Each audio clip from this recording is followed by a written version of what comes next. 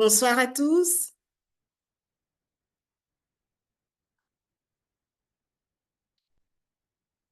Bonsoir, bonsoir. Bienvenue.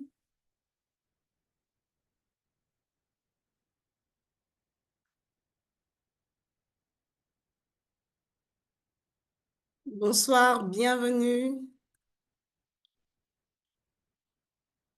Bienvenue. Je suis ravie de vous retrouver pour cette troisième conférence de Beyond. Beyond, qui est un apostolat de la Fraternité catholique foi et prière, dédié aux professionnels, salariés et entrepreneurs. Bienvenue, bienvenue. Bienvenue à Bernadette. Bienvenue à Marie-Flore.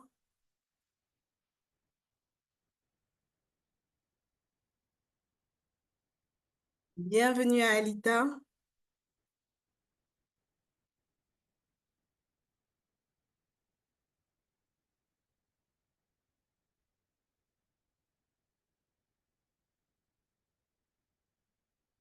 Bienvenue à Rejoice. C'est joli. Bienvenue à cette troisième conférence.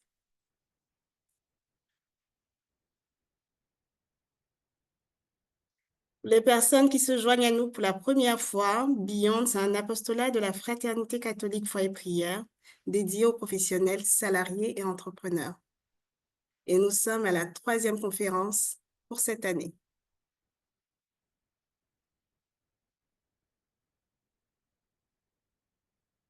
Je suis Aurélie Anouma. À la ville, comme on dit, je suis professionnelle des ressources humaines et j'aurai le plaisir de faciliter cette conférence. Je ne serai pas seule, je serai accompagnée de mon binôme. La voix off de ce soir, c'est Ashley the Huge. Bonsoir, bonsoir, bonsoir tout le monde. Très très bonne année 2025. Je laisserai Aurélie donner les détails des vœux, mais je suis très heureuse d'être la voix off de ce soir. J'espère que vous êtes bien installés, stylo, cahier, parce que ça va envoyer. À tout à l'heure. Grand thème, en effet. Effectivement, avant tout propos, je tiens à vous exprimer mes vœux les meilleurs pour cette année.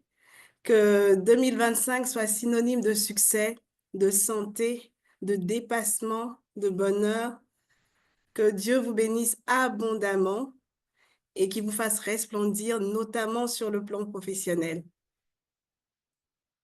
Bonsoir Daniel, bonsoir Annick, bienvenue.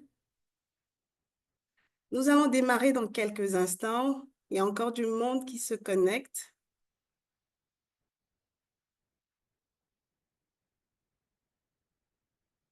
Bonsoir Priscilla, bienvenue, bienvenue, installez-vous.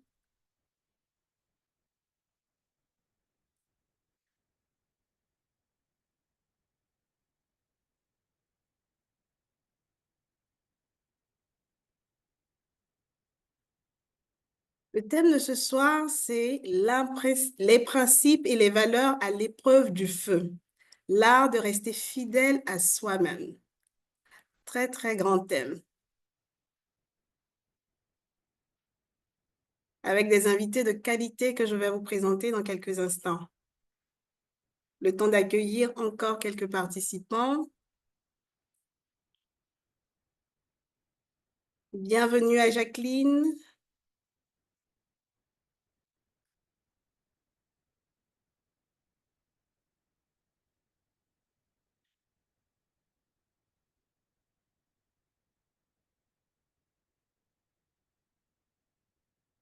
Les principes et les valeurs à l'épreuve du feu. L'art de rester fidèle à soi-même.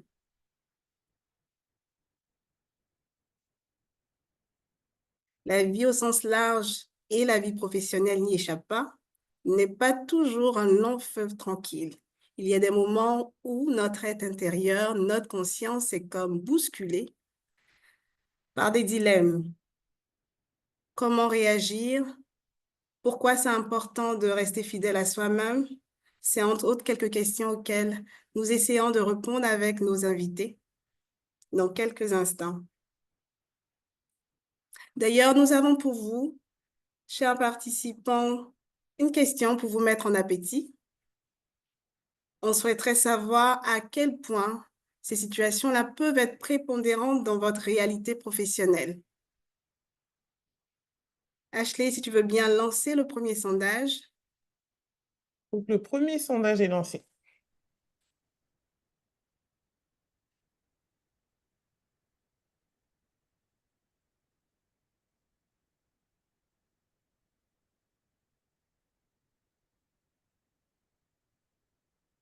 Merci.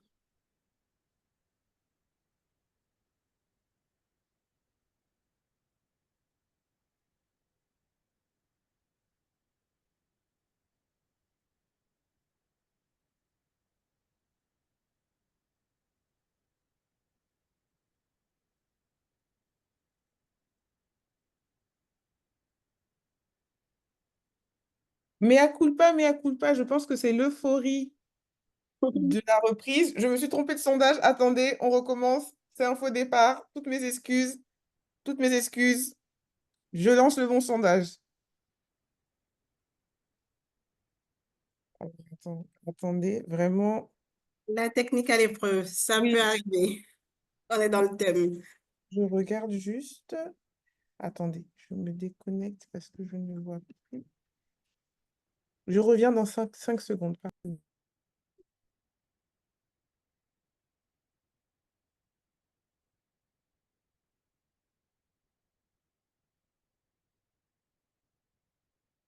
C'est parfait. Voilà, c'est bon. L'erreur est dissipée. Mea culpa. Comme on dit en Côte d'Ivoire, je vous demande merci. Donc, la question qui vous est posée, c'est de savoir à quelle fréquence vous êtes confronté à ces situations-là où vos principes et vos valeurs sont mises à l'épreuve pour comprendre la complexité de vos environnements, de votre réalité professionnelle.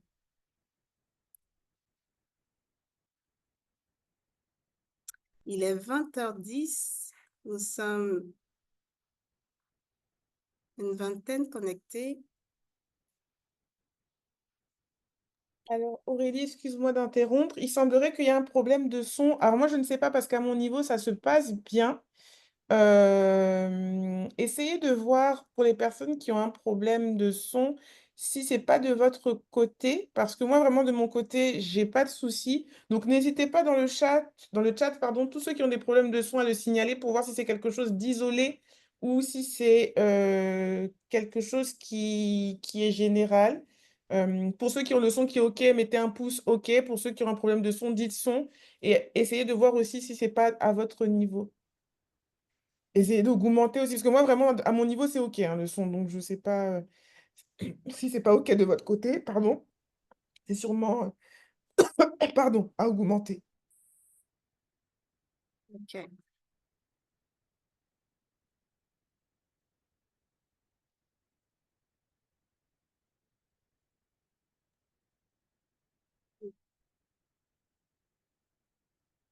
Ça semble plutôt isolé, ce qui est très bien.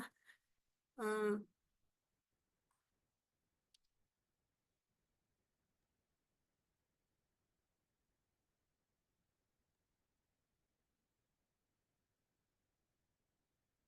Donc, le sondage a été clôturé. Aurélie, pour info. d'accord, très bien. Comment veux-tu procéder? Est-ce qu'on partage des résultats maintenant ou on avance dans la discussion? On peut partager les résultats maintenant et après, je vais introduire nos invités. Merci, Ashley. Parfait. Alors, 36% des participants disent qu'ils ont été assez souvent confrontés à des problématiques et des dilemmes d'éthique, suivis ex aequo de très souvent parfois à 21%. Donc, en résumé, chacun de nous a été confronté à une fréquence assez régulière à des dilemmes d'éthique dans le domaine professionnel. Très Et bien, bravo aux 7% qui n'ont jamais été confrontés à ce genre de problème. C'est une personne. Je prie que ça continue, ou pas. c'est très bien. Merci pour ta contribution. Sans plus tarder, je vais introduire nos invités. Aujourd'hui, nous avons l'honneur d'avoir comme panélistes deux leaders exceptionnels. Ils sont tous les deux cadres dirigeants dans leurs entreprises, chrétiens affirmés et engagés dans leur communauté. Il s'agit de Madame Ouattara, Laetitia, et de Monsieur Malik Koné. Pour vous partager quelques éléments de leur parcours, Madame Ouattara est titulaire d'un MBA en International Business, obtenu au Canada à l'Université de Laval. Elle a démarré la première partie de sa carrière au Canada en tant que business developer. Elle a ensuite rejoint l'ambassade du Canada en Côte d'Ivoire comme Trade Commissioner, en charge de la promotion du marché ivoirien et de la représentation des entreprises canadiennes. Et aujourd'hui, depuis 2020, elle occupe le poste de directrice pays chez Endeavour Mining, un leader dans l'exploitation minière en Côte d'Ivoire. Voilà pour la présentation de Madame Ouattara. Je vais enchaîner avec celle de Monsieur Koné. Monsieur Koné est titulaire d'un master en audit des entreprises internationales. Il a fait ses classes et a gravi les échelons dans des cabinets de type Big Four. Aujourd'hui, il est directeur en charge du contrôle des conventions chez Côte d'Ivoire Énergie.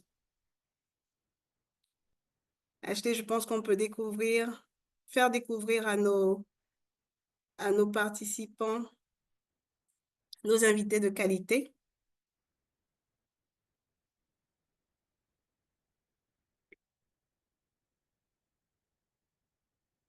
Oui, je rajoute nos intervenants.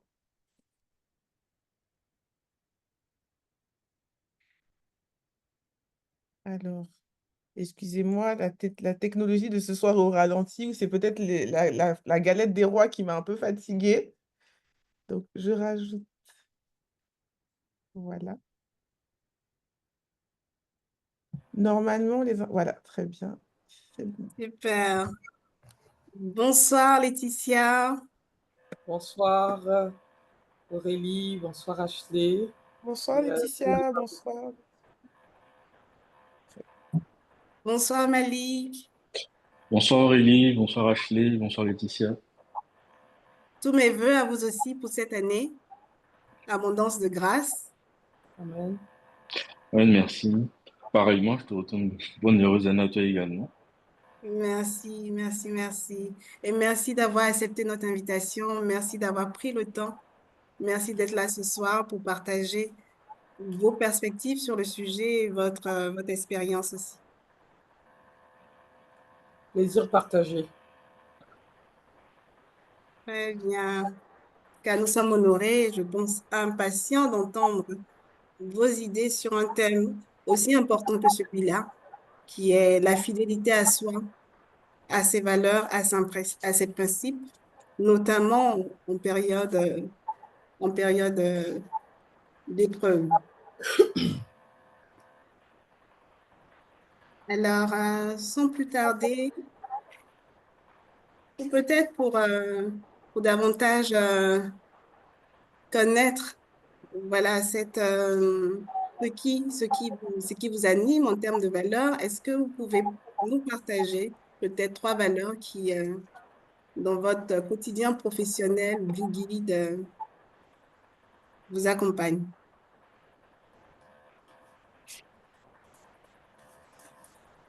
Qui commence? Ladies first. Ok. Galant. Vous êtes galant. Parfait. J'ai l'habitude de dire que moi, j'ai trois valeurs reines. Et ces valeurs-là, en fait, sont quasiment imprégnées en moi et c'est ce qui conduit toutes mes actions, que ce soit dans la vie professionnelle, aussi bien que dans la vie privée. La première valeur reine et ma valeur reine, c'est l'humilité. J'aurai l'occasion de pouvoir élaborer un peu plus sur le sujet. La loyauté et l'altruisme. Ça, pour moi, c'est trois valeurs qui permettent, qui sont des armes spirituelles, qui sont des fruits de l'esprit et qui permettent de pouvoir manifester les valeurs du royaume. Je ne sais pas si vous voulez qu'on élabore un peu là-dessus au début, mais voilà, non, je vais prendre un petit temps. En fait, je vais commencer par une petite anecdote, l'anecdote de mon retour en Côte d'Ivoire. Moi, je vivais au Canada, comme vous avez dit. J'étais directrice de développement des affaires pour une compagnie qui est bien connue, d'une des vôtres, ING Canada. Je couvrais une partie du Québec. Et à un moment donné, je ressentais le besoin de rentrer en Côte d'Ivoire. Et j'avais commencé ma démarche, on va dire ma marche avec le Seigneur. Je venais de connaître le Seigneur chrétien. Moi, j'appelle ça vraiment ma nouvelle vie. Parce que le Seigneur m'attendait au tournant. À l'époque, on m'appelait Saul, celle qui persécute l'Église. J'étais hyper cartésienne. Je démontais toutes les thèses chrétiennes et c'était un peu mon dada. Et puis, à un moment donné, le Seigneur m'a montré que c'était lui qui était le souverain. Donc, à partir de ce moment-là, je ne faisais rien sans lui demander son avis. Et un jour, je vais au travail, je me mets sur mon ordinateur et je commence à prier. Et le Saint-Esprit me met à cœur qu'il faut que je rentre en Côte d'Ivoire. Et donc, au fil de mes recherches, je tombe sur une offre d'emploi à l'ambassade, donc pour travailler pour le gouvernement du Canada en Côte d'Ivoire. Et tout, c'était la date limite de dépôt de candidature. Je ne correspondais pas totalement au profil qu'ils recherchaient. Donc tout était en fait à mon désavantage. Je vais passer les détails, mais l'obtention de mon retour en Côte d'Ivoire a été un miracle. Donc, pour la petite anecdote, là, mon ambassadeur était en plein embouteillage au plateau. Et il y a un vendeur qui vient sur la vitre et qui tape, qui veut lui vendre Mordicus, un magazine dans lequel je figurais, parce que quand j'étais venu en vacances, il y a un grand frère qui m'avait permis, qui avait décidé de faire un article sur moi. Et donc, elle tombe sur ce jeune vendeur-là qui insiste, avec insistance, elle décide d'acheter le magazine pour se débarrasser de lui et elle tombe sur mon profil. Et c'est comme ça qu'elle décide, malgré le fait que je n'étais pas la personne choisie, de regarder ma candidature et de me prendre comme premier choix. Et en fait, toute cette expérience-là m'a montré que ce n'est pas par mérite qu'on obtient les choses, c'est par pure grâce. Et c'était vraiment le déclic. Et le fait que je me suis promise à chaque fois de véhiculer ces valeurs d'humilité, parce que ça ramène à l'humilité. Il n'y a aucun supermarché où on vend de l'intelligence, et je le dis à tout le monde. Ce qui fait qu'à un moment donné, quand tu le sais, tu te dis que oui, tu fais tes efforts, mais c'est vraiment par grâce. Ça t'emmène à développer une certaine loyauté, parce que voilà, il y a des personnes qui prennent sur eux de te faire confiance et de la générosité, parce qu'à un moment donné, Dieu est amour et on doit vraiment transmettre ses valeurs. Je vais m'arrêter là. Waouh, waouh, waouh. Ça promet pour la suite. Malik, nous sommes impatients d'entendre aussi quelles sont vos valeurs, Anne. Alors, je dirais, en termes de valeur, la première valeur qui pour moi est importante, c'est l'intégrité. Et en fait, par intégrité, je dirais, pour moi, autant les valeurs sont importantes dans le monde du travail, mais il faut pouvoir avoir, je dirais, une certaine ossature, une certaine unité de vie. Donc, c'est une valeur qui me suit partout, autant dans mon vie professionnel que dans mes amitiés, également dans le domaine familial. Pour moi, c'est vraiment un élément qui est important. Ensuite, comme deuxième valeur, je dirais qu'il y a la responsabilité. Parce que pour moi, quand on s'engage, et dans tout ce qu'on fait, on est engagé. Enfin, je le suis. En tout cas, je suis toujours à 100% dans ce que je fais. Donc, ça m'oblige à être entier. Et la responsabilité, c'est aussi pouvoir, dans les bons comme dans les mauvais moments, assumer ses responsabilités, assumer ses choix, assumer quand on se trompe, assumer quand on a raison, mais en même temps, vraiment avoir cette unité de vie. Et en même temps, on est dans un monde, je dirais, on est tous interdépendants. Donc pour moi, la bienveillance est importante. La bienveillance, c'est savoir prendre soin, savoir prendre soin des autres, savoir prendre soin de soi également, puisque c'est l'un dans l'autre, en fait, on se retrouve on ne peut donner que ce qu'on a reçu, que ce qu'on a. Donc pour être bien, je dirais, avec soi et avec son environnement. Et voici les valeurs qui, pour moi, me guident au quotidien. Et après, je dirais, il y en a, c'est vraiment une ossature. Et ce triangle-là permet en même temps de pouvoir orienter les décisions, des choix, mais aussi pouvoir avancer et partager des valeurs. Merci pour ce partage. Merci, merci. Les principes et les valeurs à l'épreuve du feu, l'art de rester fidèle à soi-même. Qu'est-ce que ça vous évoque à l'un et à l'autre? Quelle résonance, quelle perspective? Euh, Vous savez, moi, je travaille dans un secteur où, au départ, je viens d'un milieu totalement différent. Je viens du milieu financier. Je travaillais dans un environnement culturel différent. Je rentre en Côte d'Ivoire et au départ, je me suis dit, j'arrive dans un secteur qui est hyper technique, très masculin, et qu'il fallait que j'adopte une posture comme les gens de ce secteur-là. Donc, je pensais qu'il fallait rentrer dans un moule. Alors que de nature, je suis un peu atypique. Donc, je me suis rendu compte par la suite que ce qui m'a valu, euh, j'ai eu la grâce, et j'appelle ça la grâce, d'être nommée parmi les 100 femmes les plus influentes au monde dans le secteur minier en 2022. J'ai reçu ce prix-là à Londres, qui a été décerné par l'organisme Women in Mining UK. Et la première fois qu'ils m'ont appelé pour me dire que j'avais été nominée, j'ai refusé. Et après, en fait, je me suis rendu compte, ils m'ont rappelé, ils ont insisté, ils m'ont dit, écoutez, madame, si vous n'acceptez pas, c'est un peu comme ça discrédite notre concours parce on se rend compte que vous avez été nominé par des personnes en dehors de votre pays. Et la raison pour laquelle on vous a nominé, c'est parce que vous faites des... j'ai failli dire vous finquez. Vous pensez out of the box. On se rendait compte que, en plus de votre travail, lorsque vous allez dans les régions rurales, vous allez rencontrer des enfants défavorisés dans les écoles pour leur parler pour leur donner de l'espoir, pour leur dire qu'ils doivent rêver grand, qu'ils ne doivent pas être complexés par rapport aux gens de la ville. On se rend compte que vous avez beaucoup de personnes que vous mentorez. Donc, ils se sont rendus compte que je faisais des choses en dehors de mon travail. Euh, et que c'était ma personnalité et ce que j'étais, mon essence même, qui m'avait valu cette distinction-là. Pas ce qui était dans ma fiche de poste. Et c'est là que je me suis dit, ben finalement, en fait, ce qu'on est, Dieu nous a mis, nous a créés différents avec des particularités, c'est une richesse. Et c'est là-dessus qu'on doit tabler. C'est sur cette richesse-là que le Seigneur nous a donné, qu'on doit tabler et on ne doit pas se renier. Donc pour moi, on doit rester fidèle à soi, fidèle aussi à ses valeurs parce que c'est ce qui fait, comme je dis, on dit qu'on peut pécher par conviction. Lorsque on n'est pas certain, et moi c'est ce que j'appelle le bien ou le mal. Ma notion du bien ou du mal, c'est ce que foncièrement je fais et je sais que ce n'est pas bien ou je me sens mal. Et ça, c'est intimement lié à toi, à ta perception de tes valeurs. Parce que, bon, ça, c'est une discussion philosophique qu'on peut avoir. La notion du bien et du mal, elle peut être discutable. Donc, c'est notre intérieur de nous-mêmes qui nous fait prendre conscience qu'on est dans le vrai ou dans le faux avec le discernement du Saint-Esprit et de Dieu.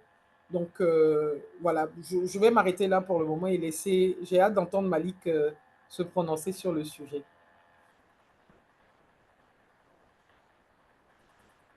Alors, des valeurs à l'épreuve du feu, je dirais, enfin, effectivement, la vie professionnelle est très rarement un long fleuve tranquille. Je dirais aussi, comme il est dit également dans la Bible, hein, c'est pour purifier l'or, on le fait passer au creuset. Et effectivement, parfois, ce sont certains événements qui nous permettent aussi de prendre conscience de qui l'on est en réalité. Comme on dit souvent, c'est au pied du mur qu'on voit le vrai maçon. Et ça permet également de voir, de prendre la mesure de nos valeurs. Je dirais l'intégrité, la responsabilité, la bienveillance. Je dirais que j'ai eu trois vies professionnelles jusqu'à présent. La première dans le milieu de l'audit, la seconde dans le domaine du conseil et là maintenant celui du contrôle des conventions. Et je dirais qu'il y a des moments clés où on se retrouve. Et comme je dis parfois, la vie professionnelle est ce qu'elle est. Et bien souvent, on se retrouve dans des situations où on a le choix qu'entre de mauvaises décisions. Dans le sens où j'entends des décisions avec des conséquences difficiles enfin, qu'il faut assumer. Donc c'est là que pour moi intervient là, vraiment la responsabilité et l'intégrité, puisqu'en toutes circonstances, il faut apprendre à être juste. Donc il le faut, parfois ça coûte, Il faut être responsable pour pouvoir vraiment les mettre en œuvre, l'assumer. Parce que bien souvent, c'est plus facile de se cacher derrière les autres que d'assumer ce que l'on fait. Mais en même temps, je reviens sur la bienveillance, puisque toutes les actions que l'on peut poser ont des conséquences et derrière, je dirais, chaque situation, il y a des êtres humains, il y a des vies. Et il faut pouvoir, en fait, je dirais, concilier un peu tout ça avec droiture. Et dans ces conditions-là, effectivement, la prière aide beaucoup. Pouvoir, ne serait-ce que rester juste dans ces circonstances. Super, super.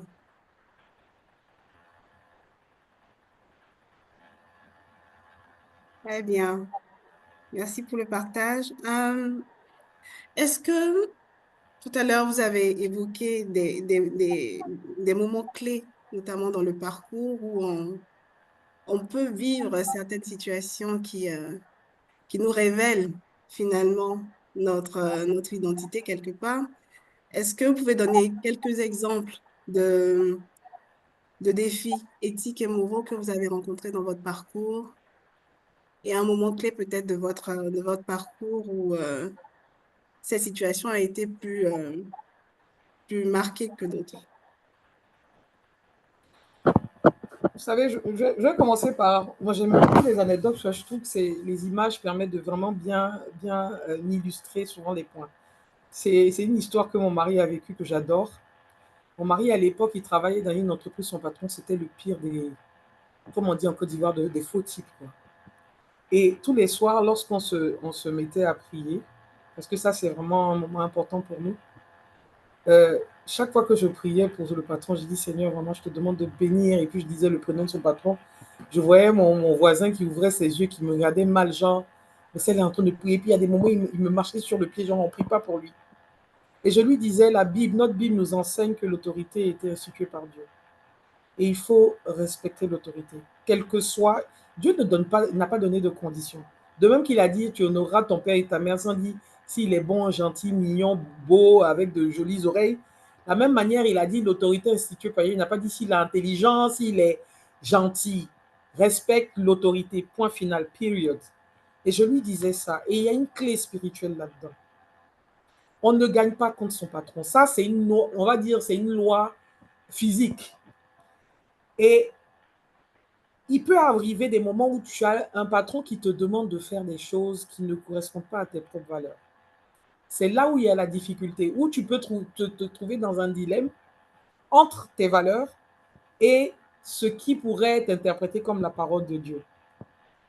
Ton patron te demande d'aller prendre des commissions sur un marché alors que ce n'est pas, ça ne m'est pas arrivé, hein. Je tiens à le préciser.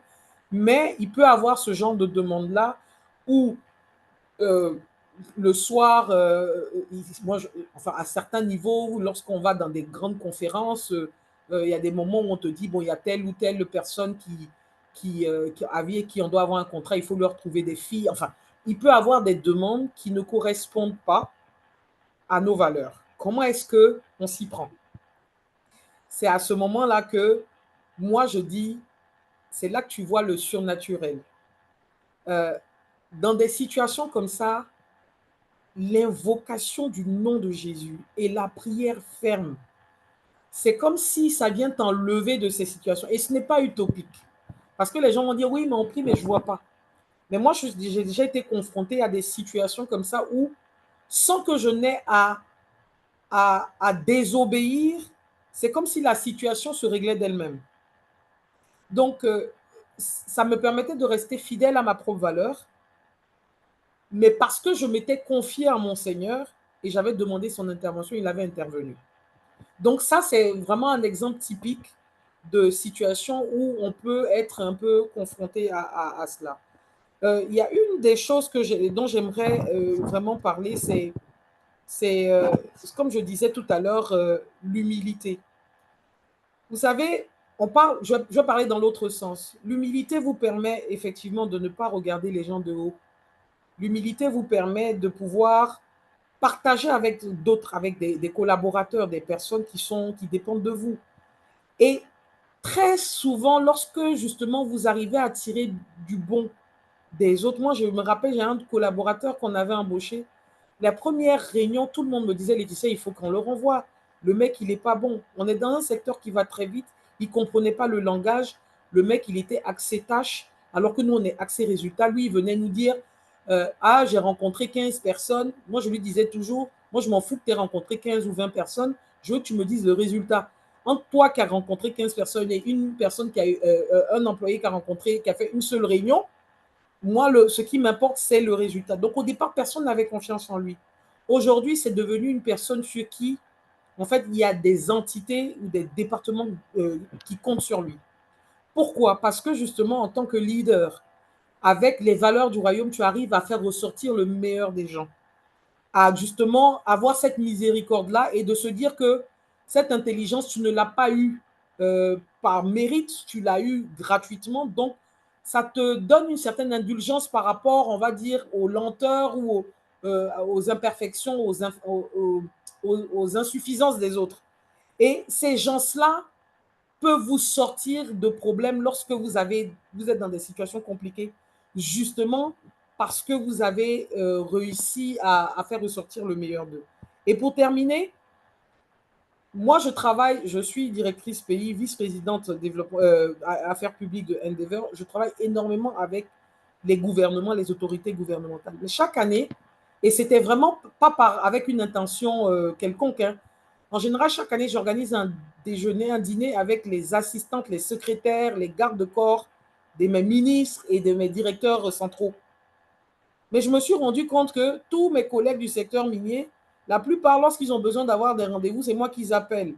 Pourquoi? Mais parce que ceux à qui vous donnez de l'importance, que vous regardez avec un amour agapé, un amour de Christ, à qui vous donnez ce respect-là, sans intention particulière, parce qu'au départ, je le faisais juste parce que je me disais, bah, ce sont des gens qui sont gentils avec moi, mais finalement, ils me servent dans mon travail. Ils m'aident justement à me sortir de situations difficiles lorsqu'on me demande quelque chose ou lorsque on sent que ça peut coincer dans mon travail. Ces personnes-là viennent à mon aide parce qu'on leur a accordé justement ce regard-là d'amour en tant que frère. Voilà. Malik, votre expérience? Alors, je dirais, une de mes expériences en cabinet de conseil. Donc, on est en cabinet de conseil, comme vous le savez, on conseille les entreprises. Mais un des challenges, c'est d'avoir des mandats.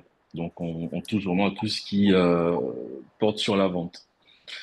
Et je dirais un des premiers mandats qu'on suit. Je sens l'opportunité. Je suis un peu sceptique, mais bon, on y va quand même. Donc, on répond à l'appel d'offres. Bon, on gagne la mission. Et puis, dans la phase, je dirais, on s'accorde sur les derniers éléments pour signer le contrat. Je sens qu'il y a des trucs qui vont pas. Je sens qu'il y a des trucs qui vont pas, qu'on s'accorde pas sur certains éléments qui pour moi sont clés de la mission. Donc, j'ai deux choix, hein. Soit j'y vais quand même, je signe le contrat. Et puis par derrière, je dis ben, tel ou tel élément, je peux me baquer parce que j'ai un contrat, parce que j'ai une lettre de mission où j'ai dit que je ne le faisais pas, donc je ne le ferai pas. Ou je le dis déjà maintenant à l'entreprise, évitons de perdre du temps de part et d'autre. On ne peut pas s'engager sur cette voie-là. Et dans le même temps, j'ai des échos de collègues où il y a des choses pas très catholiques qui semblent se dessiner par derrière.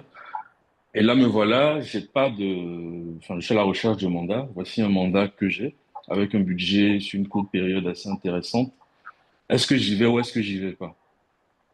Et là, je me fais mon introspection par rapport à mes valeurs. Je me rends compte qu'en termes d'intégrité, de responsabilité, je n'y suis pas. Puisque en termes d'intégrité, si je coche pas toutes les cases, et en termes de responsabilité, puisque j'ai aussi la responsabilité de driver une équipe, de la faire grandir en compétences et d'être leader, je ne coche pas ces deux cases. Donc je décide finalement de ne pas faire la mission. Personne ne comprend puisque j'ai déjà annoncé tout. Ah oui, j'ai gagné telle ou telle mission, je vais la faire. Mais je me rends compte que ça peut pas aller en fait. Et donc, on a des discussions un peu difficiles avec le client, on échange, je lui dis, bon, finalement, sur ce mandat-là, on n'ira pas. Sans entrer dans tous les détails, bon, on se comprend, mais finalement, on n'y va pas. Et je me dis, mais Seigneur, dans quoi je me mets? Je suis à la recherche de mandat. Voici un truc qui m'arrive tout cuit, et puis je suis obligé de le refuser. Et parfois, comme dans certaines circonstances, il y a la providence divine, je dirais. Quelque temps après, je me retrouve sur une opportunité qui touche un peu au même sujet. Mais comme j'ai déjà travaillé sur l'approche, sur la thématique, j'ai beaucoup de billes pour pouvoir répondre dans un laps de temps assez court. Et bingo, je remporte cette mission qui est pour un budget qui est le double de celui que j'ai laissé auparavant. Donc parfois également, je dirais, on a ces épreuves dans la vie professionnelle avec enfin, je dirais parfois on est titillé pour voir jusqu'où on tient à ces valeurs. Un autre élément également dans le feu de l'action, je me retrouve à un moment donné dans ma carrière professionnelle, je dois faire un choix d'orientation par rapport à une spécialisation, cabinet de conseil. Donc je me retrouve avec deux voies que je peux prendre avec des responsables qui veulent travailler avec moi. Donc chacun me vend un peu son truc et je me retrouve au milieu du guet, je ne sais pas quoi choisir. Et donc, ce sont des réflexions à non plus finir. Enfin, je me demande est-ce qu'il faut que j'aille, puisque ce sera vraiment après. C'était juste avant de passer manager, ça allait driver, je dirais, mon portefeuille d'activité. Et comme je le dis aussi souvent, on se retrouve dans certaines situations où, au moment de prendre des décisions, on ne sait pas si c'est une bonne ou si c'est une mauvaise décision. Parfois, c'est après que l'on découvre, en fait, la portée de ce qu'on est en train de faire et que les choses s'éclaircissent. Donc, pendant que je suis dans cette réflexion, il y a un des deux qui m'envoie un mail et qui me dit, bon voilà, et je me rends compte dans le mail qu'on est en train de me positionner sur une des, euh, une des spécialisations. Et je me demande, mais finalement, il était censé avoir un accord entre les deux parties. Je ne vois pas d'accord venir et je me retrouve déjà embarqué dans une certaine orientation. Donc, à un moment donné, qu'est-ce que je fais?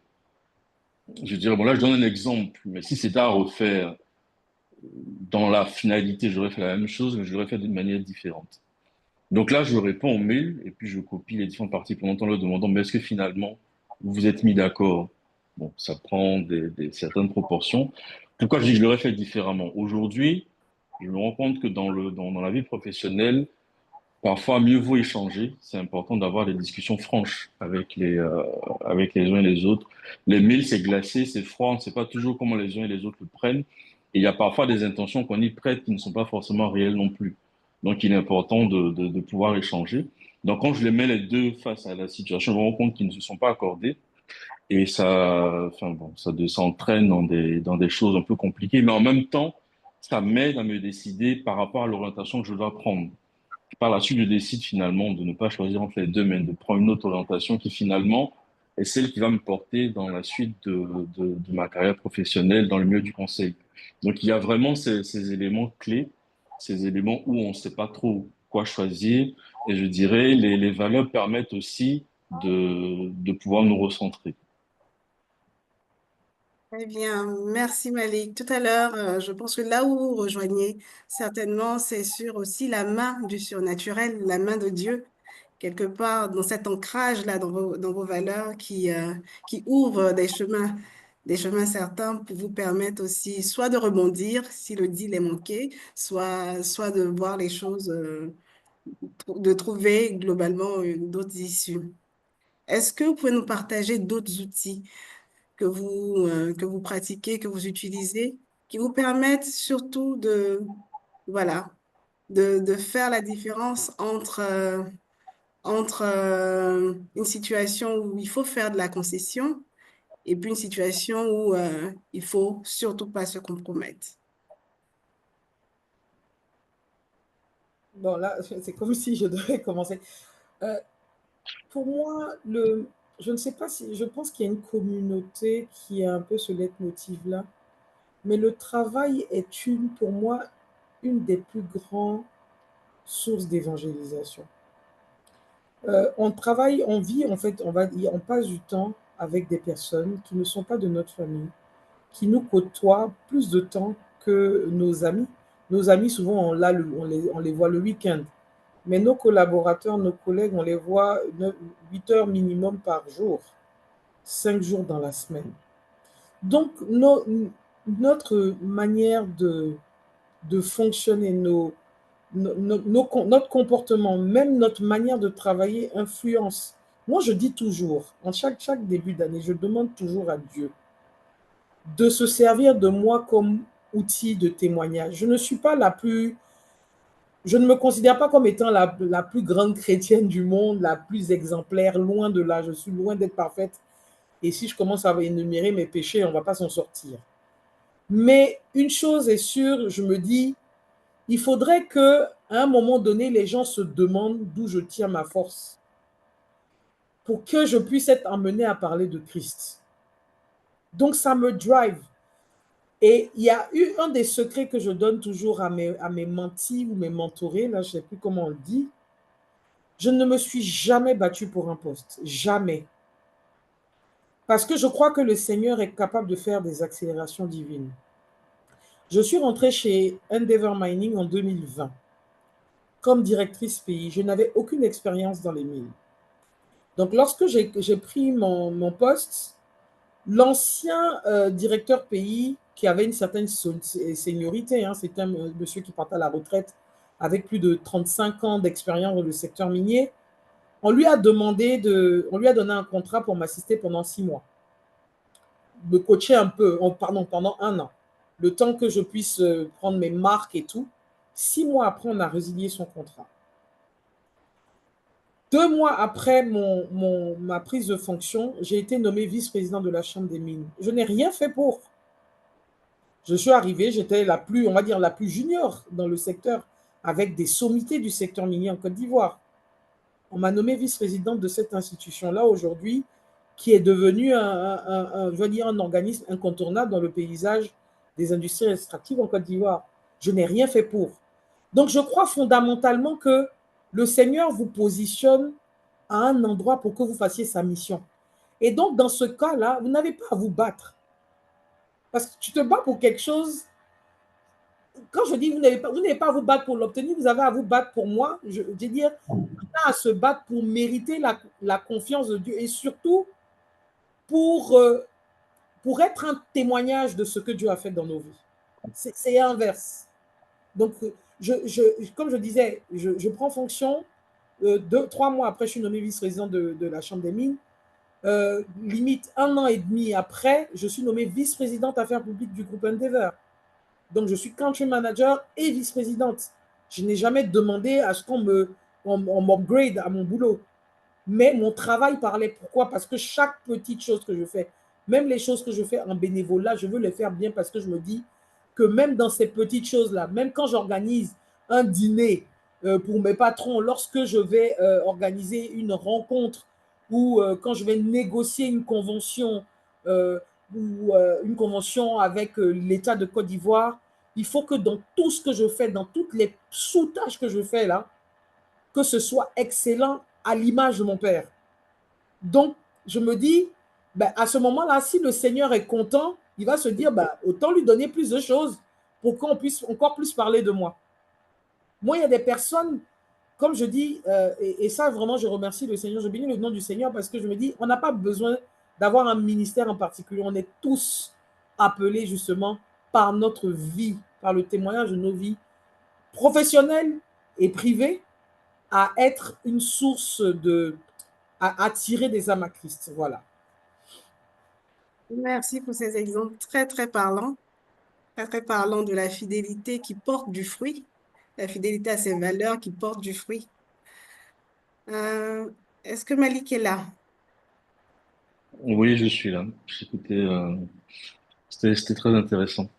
Oui. Euh, Donc, des Pardon. valeurs incarnées qui finalement parlent au-delà même des efforts qu'on peut faire, hein, tellement que ces valeurs sont incarnées. Quelle est ta recette à toi? Alors, enfin, moi, je dirais, Il y a une phrase qui me guide, en fait, très, très, très souvent. C'est de pouvoir, j'essaie autant que faire se peut, de dissocier l'émotionnel dans la prise de décision. Parce que très souvent, on peut enfin, sur des éléments, je dirais, pas factuels, on peut prendre certaines décisions qui ne seront pas forcément les bonnes. Et il y a cette phrase, je le dis toujours, c'est que ce qui différencie l'être humain des animaux, c'est qu'entre le stimuli et la réaction, en fait, il y a le cerveau. Donc, on peut prendre le temps de réfléchir à différents éléments avant de se décider. Ça permet de prendre du recul quand on est dans le feu de l'action et de pouvoir aussi discerner, je dirais. Ce que j'utilise également, qui pour moi est un élément qui est important, on n'a pas la science infuse. Donc, c'est parfois difficile, mais il faut accepter la critique. Et surtout, il faut pouvoir en tirer, je dirais, ce qu'il y a de bon pour pouvoir grandir. Je vois à chaque moment de ma vie professionnelle où j'ai vécu des moments un peu difficiles, où je dirais, par exemple, quand je rentre en Côte d'Ivoire, que je commence à travailler en audit, je maîtrise pas du tout les outils. Et donc, ça me demande un travail, je dirais, surhumain pour me mettre dans le bain. Donc, ce sont des efforts qu'il faut faire à ce moment-là, avec des nuits très courtes. Mais il faut y aller puisque ça fait partie du job. Lorsqu'à un moment donné, on se retrouve dans, lorsqu'au moment où je suis en audit, j'arrive après un certain nombre d'années au moment des promotions manager, ben, je passe pas manager. Et donc, j'essaie de savoir qu'est-ce qui s'est passé. Donc, on me dit les éléments sur lesquels je dois travailler. Bon, au début, ça fait mal, mais on s'assied, je prends du recul, j'y travaille, je me rends compte que par la suite, c'est ce qui m'aide à passer les autres échelons. Donc, il faut vraiment avoir cette humilité d'accepter la critique, de travailler sur soi pour pouvoir grandir. Il y a également, je pense, dans nos circonstances un peu difficiles, on a toujours des devanciers, il y a toujours des personnes qui sont passées par là avant nous. C'est de pouvoir aussi demander conseil pour pouvoir surmonter ces éléments-là. Et puis, ben, il y a un élément qui est important, qui est la prière, qui permet aussi je dirais, de faire un peu le vide autour de soi et de se concentrer vraiment sur ce qu'il y a d'essentiel. Et ce sont des éléments qui permettent d'avoir cette paix intérieure, puisque bien souvent, on se rend compte que dans certaines situations, on est seul avec soi-même, en fait. On est seul avec son cerveau à réfléchir, à tourner les trucs dans tous les sens, à ne pas trouver de réponse, mais en fait, on est seul avec soi-même. Alors parfois, il faut juste une certaine ouverture. Il y a parfois une phrase qui va vous parler, il y a parfois un texte qui va vous parler, il y a parfois une personne qui vous dira une parole qui va vous donner, je dirais, cette lumière de génie dans telle ou telle situation. Donc, ce sont vraiment pour moi des éléments clés qui m'aident dans, dans les situations un peu difficiles. Merci pour votre contribution. Les contextes professionnels, on l'a dit, hein, ne sont pas toujours aisés. Il y a de l'incertitude, il y a de la pression interne et externe, il y a quelquefois des crises à gérer. Est-ce qu'il est toujours possible et toujours aisé de prendre le temps d'avoir ce recul, de prendre le temps de, voilà, de se retirer, parler à son Père céleste? Est-ce que vous avez des situations à partager où il y avait de l'urgence, votre parole était attendue, une action était attendue et qui challengeait tout de même vos principes et vos valeurs? Est-ce que vous pouvez nous en dire un peu plus? Mais ça c'est des situations qui arrivent, en tout cas moi, dans le cas de mon travail, quasiment tous les jours. Mais en même temps, bon, je ne veux pas froisser les convictions et les pratiques de certains, mais je pense qu'il n'y a pas de lieu, il n'y a pas de, de meilleur ou de mauvais moment pour parler à notre Dieu, à notre Père. Je veux dire, en toutes circonstances, en tout temps, on peut lui parler, on peut se référer à lui, on peut lui demander conseil. Moi, je me rappelle, la première, 2 mois après ma prise, je prends fonction en novembre. En février, je vais sur un site minier pour faire une tournée, rencontrer les équipes. À 3 heures du matin, la veille de mon retour à Abidjan, on m'appelle, on me dit, écoutez, madame la directrice, il faut que vous veniez au centre d'urgence parce que la mine est bloquée. Il y a des personnes en colère qui ont bloqué la mine et puis personne ne peut sortir. OK. Donc là, je vais au centre d'urgence, on entend sur les radios, à chacun son blanc, on va kidnapper les expatriés. 3 mois après ma prise de fonction, je me retrouve face à une crise. Le général de corps d'armée qui m'appelle, bon, on va faire descendre un escadron, on va les mater. Je dis, tu te retrouves à prendre des décisions où si tu dis oui, matons-les, ben demain, si ces communautés-là sont frappées, elles ne vont pas penser que c'est la gendarmerie. Une journée d'arrêt de production, c'est plusieurs millions, je ne peux même pas vous dire le nombre, mais c'est des milliards de pertes financières lorsque une journée, la mine est arrêtée. Donc, il faut prendre des décisions dans des cas comme ça. Mais je veux dire, à un moment donné, pendant que tu parles, tu as des gens devant toi, mais tu rentres en toi. Je veux dire, notre Dieu est esprit et on partage cette caractéristique avec lui. Je veux dire, tu rentres en esprit, tu communiques avec lui pour lui demander. Je veux dire, ce monsieur-là, excusez-moi, je l'appelle comme ça, je dis, ce monsieur-là, il a fait tellement de choses avec Joseph dans une prison, il lui a donné une certaine sagesse ou d'interpréter des songes, il a donné une sagesse à certains de ses prophètes pour pouvoir trouver des solutions. Donc pourquoi il ne me le donnerait pas à moi? Et comme je dis, on n'a pas besoin d'avoir, excusez-moi, hein, des grosses chaussures et puis d'être gaou. Parce qu'il y a beaucoup de gens qui disent, ah, mais toi, tu ne ressens pas une chrétienne. Je dis, mais c'est quoi ça? Une chrétienne, ça ressemble à quoi? Avoir des chaussures de Jésus à l'époque, ou bien avoir des grosses coiffures bananes, ou bien les lionnes comme avant. Non. Je veux dire, la relation, c'est ça en fait. Il s'agit de relation. Et quand tu as une relation, c'est un peu comme ton chéri. Moi, quand j'ai un béret, j'ai envie d'appeler mon mari pour lui dire hey, bébé, il y a quelque chose. C'est la même chose. Quand il y a une situation qui est compliquée ou bien une situation qui est chic, mais je rentre en moi, je lui explique. Ah, papa, là, c'est chaud. Viens m'aider, ça va pas. Ou bien, papa, non, là, aujourd'hui, là, tu m'as mise dans bon. Enfin, je veux dire, pour moi, on doit arriver à ce niveau-là où on arrive à communiquer avec notre Dieu en tout temps, en toute circonstance.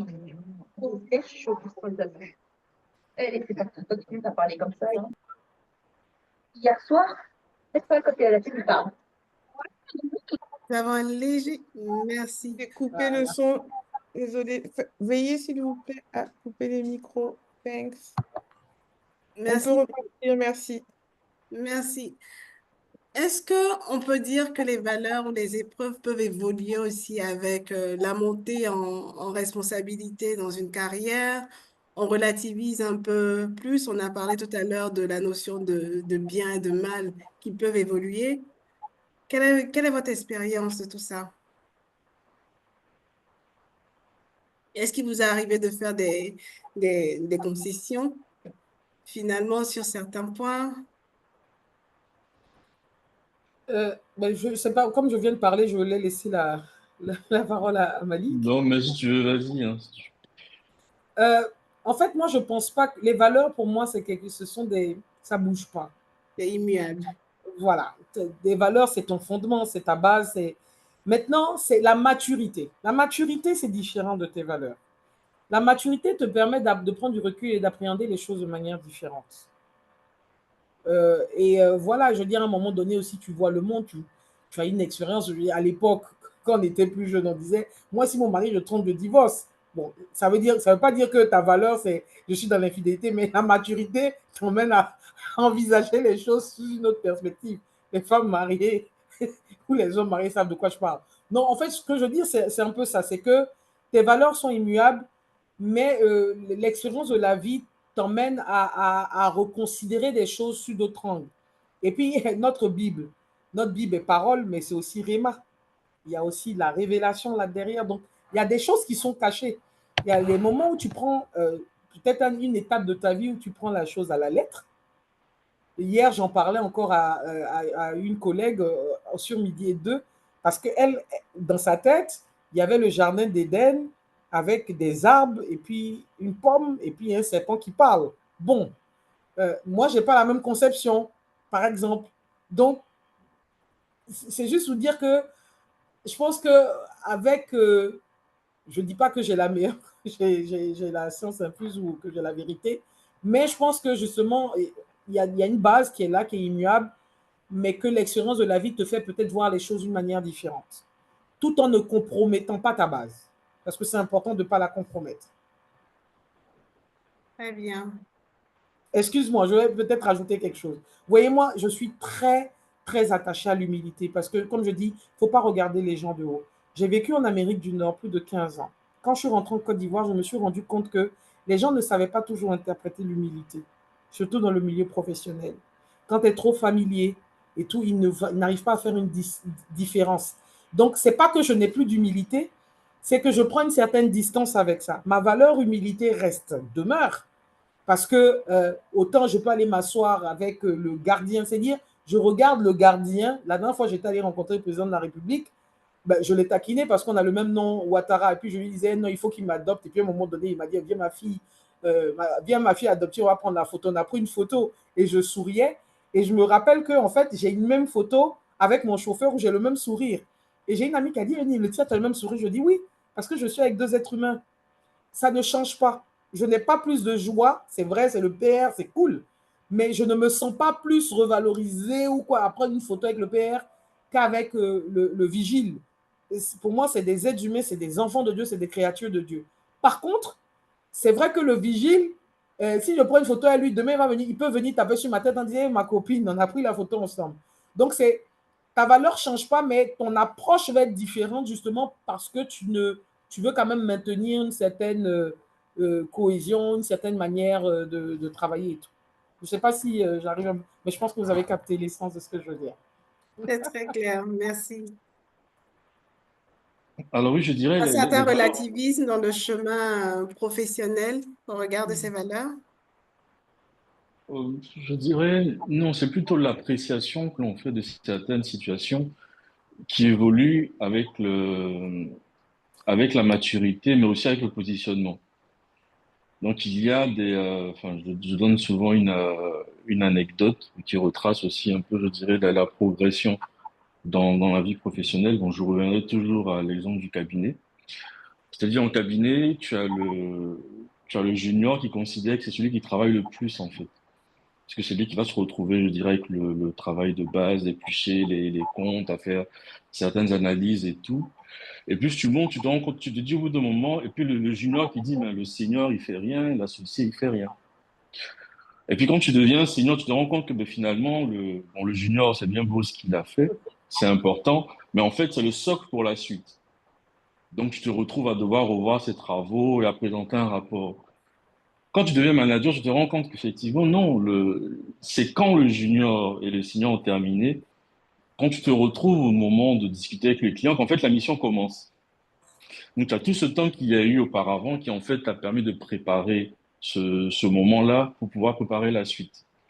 Mais quand le directeur, il reprend le dossier, lui aussi, il se dit que c'est à ce moment-là que la mission commence, puisqu'il va aller gérer la relation avec le client, s'assurer que les travaux qui ont été faits sont corrects. Donc, ça demande également d'avoir une certaine confiance dans la qualité de ce qui est effectué et d'avoir en même temps, je dirais, ce pragmatisme de pouvoir gérer la relation client. Je le dis parce que souvent, quand on est à des échelons plus bas, on comprend pas pourquoi est-ce que, enfin on le dit souvent, hein, pourquoi est-ce que telle ou telle personne en fait est au sommet. Ah mais celui-là, on va critiquer un peu. Ah mais je trouve que techniquement il y a tel ou tel élément qui va pas. Mais en fait, enfin, c'est parce que tu n'as pas l'occasion de le voir dans ces circonstances-là, puisque à chaque progression, il y a de nouvelles compétences qui sont demandées. Il y a de nouvelles attitudes qu'il faut avoir. Et tout ça, je dirais, avec le socle de ces valeurs. Et comme je dis toujours, on est vraiment, chacun d'entre nous, le résultat d'années et d'années, en fait, avec le temps, je prends souvent l'exemple d'une roche. Une roche sur laquelle tu as une goutte d'eau qui tombe pendant 5 ans n'aura pas la même allure qu'une roche sur laquelle tu as une goutte d'eau qui est tombée pendant 30 ans. Chacun est façonné par son histoire, par son parcours. Donc ça permet aussi, à certains moments, d'avoir des perspectives différentes. Parce qu'il y a aussi, quand on prend en termes de leadership, quand on atteint certaines positions, on est obligé Par exemple, je dis que le leader, en fait, il est obligé d'avoir trois cordes à son arc. La première qui est celle de la vision à 3-5 ans qu'il faut implémenter, mais en même temps, qui parle de stratégie, il faut qu'il puisse voir également à court terme. Le court terme, c'est 3 mois, mais en même temps qu'il regarde le court terme, il doit être totalement ancré dans le présent. Le présent, c'est le day-to-day. Donc, à un moment donné, il faut pouvoir aligner, en fait, ces trois positions. Et dans cet alignement-là, effectivement, il y a certaines choses qu'on va relativiser, d'autres qui prendront une importance beaucoup plus importante, parce qu'à la fin de la journée, il faut pouvoir avancer et en même temps faire avancer ces sujets, en même temps faire avancer ces équipes et tout en gardant à cœur ces valeurs. Donc, il y a cet équilibre parfois un peu fragile qu'il faut pouvoir retrouver pour rester, je dirais, fidèle à soi-même. En même temps, le soi, il évolue avec le temps. Le soi, il évolue parce que on prend de la bouteille, parce qu'on a une certaine maturité et parce qu'on prend beaucoup plus de recul par rapport à certaines situations. Très bien, merci beaucoup. Si on s'intéresse à un niveau un peu plus macro, au-delà même de la personne du leader, est-ce que vous pensez que ces principes peuvent influencer finalement une vision stratégique d'une organisation comme les vôtres? Définitivement, oui. Moi, je vais vous avouer, je suis rentrée et je suis tombée amoureuse du secteur minier, un secteur qui était très peu connu en Côte d'Ivoire, en général du grand public, parce que je me suis dit qu'il y avait là beaucoup de travail à faire et que ça pouvait être un levier de développement rural et développement économique de mon pays tout court.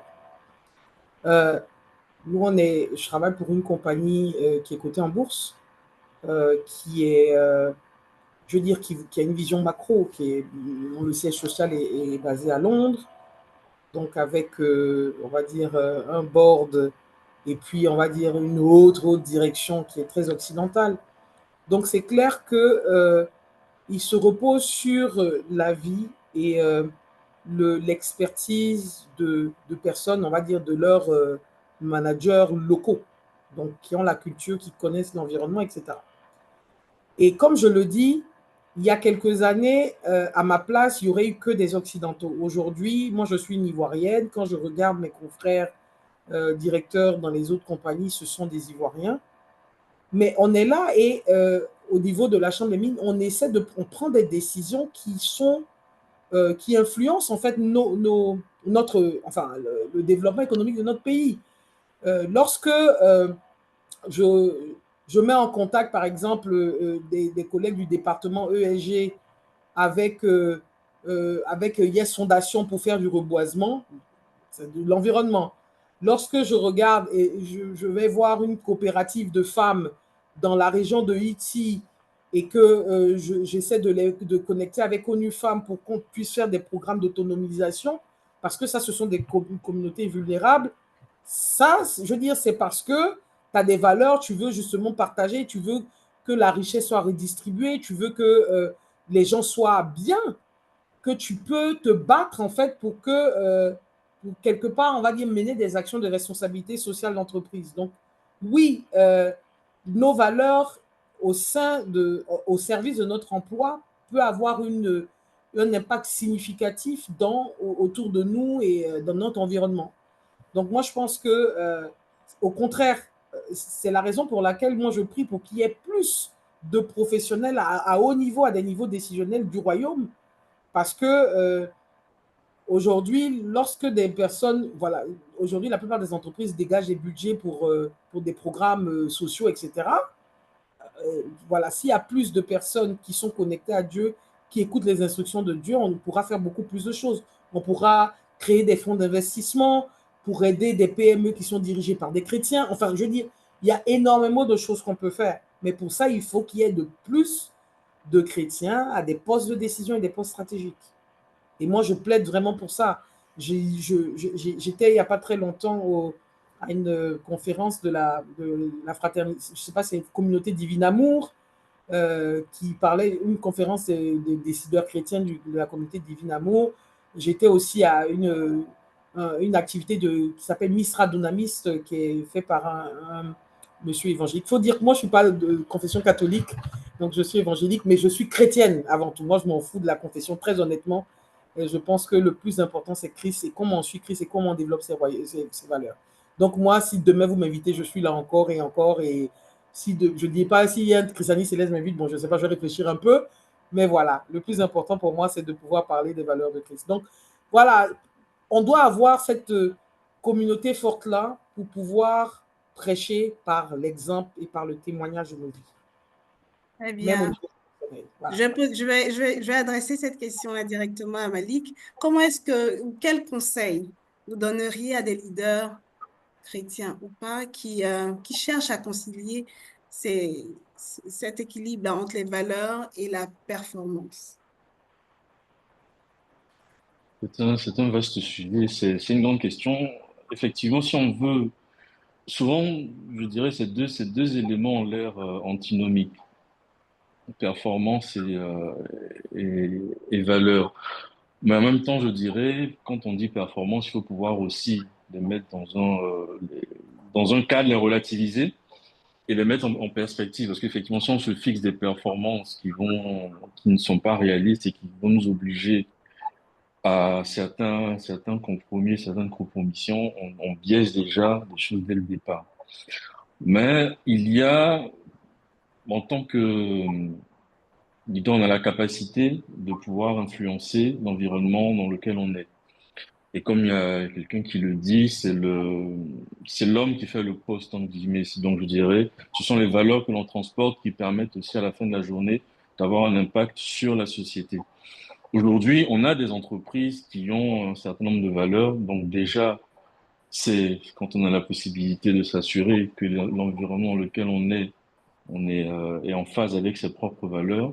Ensuite, je dirais que chacun, à son propre niveau, a la possibilité d'influencer les orientations qui sont données dans la manière dont on les décline, puisque les valeurs vont toucher à la stratégie, mais dans son exécution au jour le jour, il faut pouvoir à un moment donné, et ce sont des choix qu'il faut pouvoir faire, allier les deux. Ce qui va demander aussi à certains moments de pouvoir avoir je dirais, ce langage de vérité, puisqu'il y a des choses qui seront possibles, d'autres qui ne le seront pas. Et donc, il faut pouvoir aussi mettre tout ça un peu en perspective. Et c'est là que les valeurs aussi interviennent. Puisque si un objectif il est fixé, qu'on se rend compte qu'on n'a pas la capacité de le faire, il faut pouvoir aussi, et souvent, demander les moyens pour le faire ou alerter sur certains éléments qui ne pourront pas. Et si je prends l'exemple d'une amie chinoise qui me disait une fois, on discutait, je lui demandais, mais comment font les, les, les Asiatiques? C'est-à-dire, tu viens à un endroit, aujourd'hui tu vois un magasin, demain tu vois deux, et puis au bout d'un certain temps, tu vois que toute la rangée, en fait, tous les commerces sont tenus par des Asiatiques. Elle me disait qu'ils appliquent la stratégie de l'omelette. Donc, c'est-à-dire qu'on va casser un œuf ici, dans chaque bout, je dirais, de la rue. Et puis, au bout d'un moment, sans que vous en rendez compte, en fait, ils ont fait une omelette. Une omelette, donc, qui tienne toute la rue. Donc, c'est aussi à nous, au-delà dans l'exécution de nos responsabilités, je pense, ça va au-delà de, parfois, des confessions religieuses, puisqu'on se rend compte par moments qu'il y a des personnes qui ont des valeurs chrétiennes, où on se retrouve sur des valeurs chrétiennes, mais qui ne sont pas forcément chrétiens. Donc, l'ensemble de ces valeurs permettent aussi d'élever, je dirais, le niveau, d'élever les standards et de pouvoir avancer, faire avancer la société. Merci beaucoup. Nous avons énormément de questions dans le chat. J'aimerais qu'on parle de transmission et après on pourra dérouler les questions du public. Euh, on a parlé du leader, des valeurs comme outil pour le leader. On a parlé de l'impact positif sur les organisations. Pour que tout ça soit périn, il faut être en capacité de transmettre. Quels seraient vos conseils pour inspirer notamment les générations, les futures générations qui sont, on va dire, aussi euh, tentées par des raccourcis, avec de l'ambition, mais tentées par des raccourcis? Quels seraient vos conseils à ces générations-là?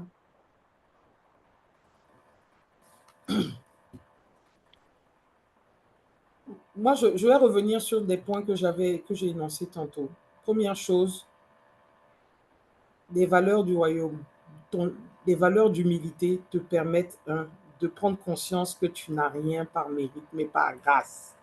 Dès l'instant où tu as conscience de cela, tu te dis que finalement, je regarde personne de haut, j'aide les autres, j'essaie de faire en sorte qu'on se tire les uns et les autres vers le haut, pas de mentalité de crabe. Ça veut dire que je suis ouvert à la critique parce que je ne suis pas parfait. Ça, c'est une question d'ego. Donc, je ne suis pas parfaite. Donc, effectivement, je peux faire des erreurs. Ça permet de se pardonner à soi. Les valeurs de loyauté, comme je dis, le respect de l'autorité, le fait de ne pas s'approprier le travail des autres. Vous savez, je donne toujours cet exemple-là. Je ne me rendais pas compte. Par réflexe, chaque fois que j'organisais ou que je réalisais, j'avais un succès.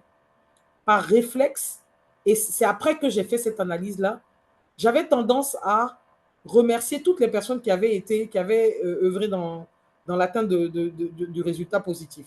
Donc, en général, je disais, ben, vraiment, je suis fier d'avoir atteint ce résultat-là et je copiais leur N+1. Félicitations à telle personne pour le travail et je copie, en fait, je mets en CC son patron pour que son patron puisse le féliciter. Mais je ne me rendais pas compte qu'en fait, finalement, c'est une question mathématique. Quand tu veux faire briller les autres, toi-même, tu brilles. Parce que chaque fois que je les félicite, mais j'expose moi aussi mon travail à une plus grande communauté. Make me shine, I will make you shine. Et donc, c'est contraire à ceux qui veulent. Il y a des personnes qui veulent s'attribuer tous les succès. Ah, j'ai fait tout et tout ça. Et puis finalement, ça reste cantonné à eux. Alors que quand tu fais briller les autres, mais veux pas, tu brilles aussi et tu brilles plus. Donc ça fait partie, moi, c'est ce que j'appelle, ça fait partie de ma valeur loyauté. Le respect de l'autorité et des aînés, des pères. Il y a quelqu'un qui parlait tout à l'heure de critiquer les gens en se disant ben, cette personne arrivée à tel niveau, il ne mérite pas. Pour moi, quand tu veux la grâce de quelqu'un, ne le critique pas. Essaie de voir comment il fait.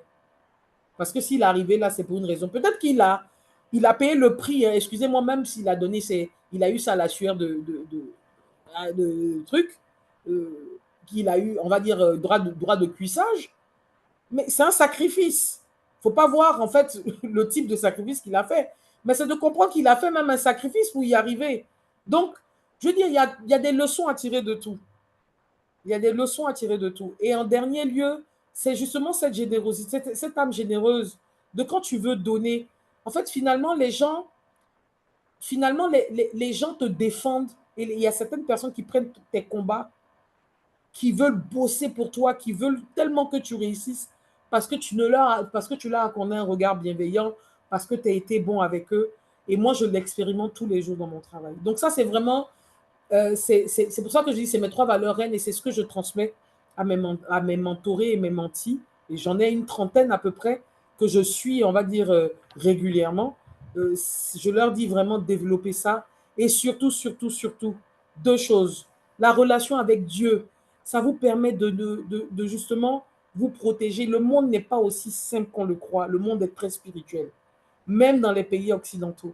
Donc, vous arrivez au travail, vous ne savez pas quelles paroles les gens ont prononcées dans vos bureaux. Priez avant de vous asseoir sur votre bureau.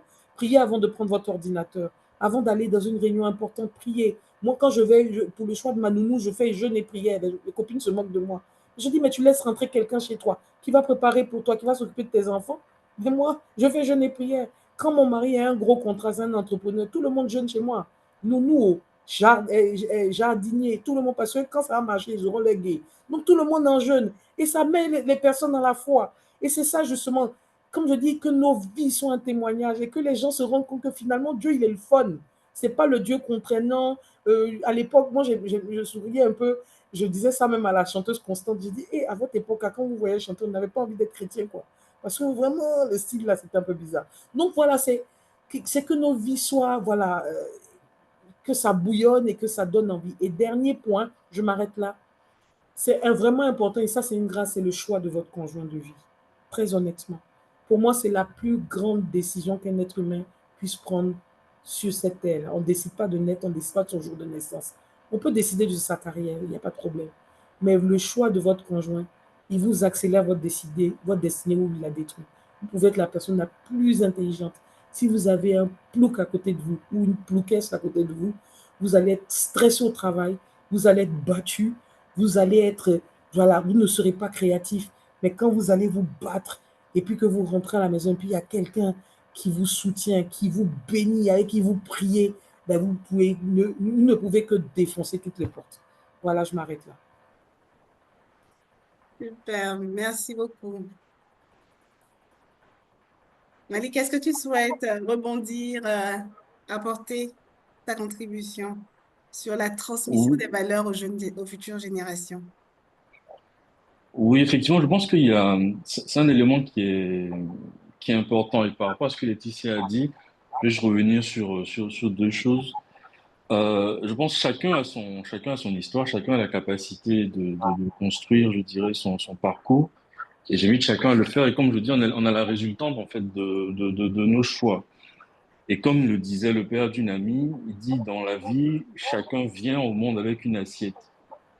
Et son objectif est de faire grossir son assiette. Et c'est le jour où tu regardes dans l'assiette de ton voisin, en fait, que tes problèmes commencent. Parce que tu commences à empiler. Donc, Bien. c'est vraiment se concentrer sur ça et travailler sur ses forces, sur ses faiblesses pour avancer.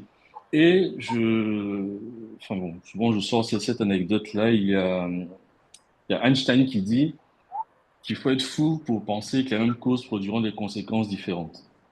Et Mm, parfois, en fait, dans le milieu du travail, on est beaucoup de fous, en fait. Pas mm. parce que on est fou par ignorance, je dirais. Donc, c'est aussi un devoir pour nous, pour ceux qui sont passés par certaines étapes, de pouvoir transmettre. Je donne l'exemple j'avais deux collègues qui travaillaient sur les mêmes problématiques et je me rendais compte que, bon, on était en train de les former, qu'elles apprenaient, mais plutôt que de travailler ensemble, naissait en fait comme une petite concurrence guéguerre entre elles. Et je leur ai dit non, pour moi, la collaboration est importante. C'est la collaboration qui permet d'avancer. Ce sont les échanges, en fait, parce enfin, tout seul, on ne sait pas tout, hein. Donc, c'est en frontant ces idées à celles des autres que finalement on finit par apprendre et que l'on grandit. Donc, après leur avoir dit ça, elles m'ont pris au pied de la lettre, pardon, et je les ai vu travailler ensemble. Je peux vous dire qu'elles ont connu une croissance professionnelle, je dirais, enfin, exponentielle au point où parfois je rigolais, je leur disais, mais vous êtes devenu plus compétente que moi. Donc, même si vous me blaguez, je suis même pas sûr que je saurais dans ce que vous êtes en train de faire. Et donc, c'est aussi ça pour nous de pouvoir aider les jeunes à grandir.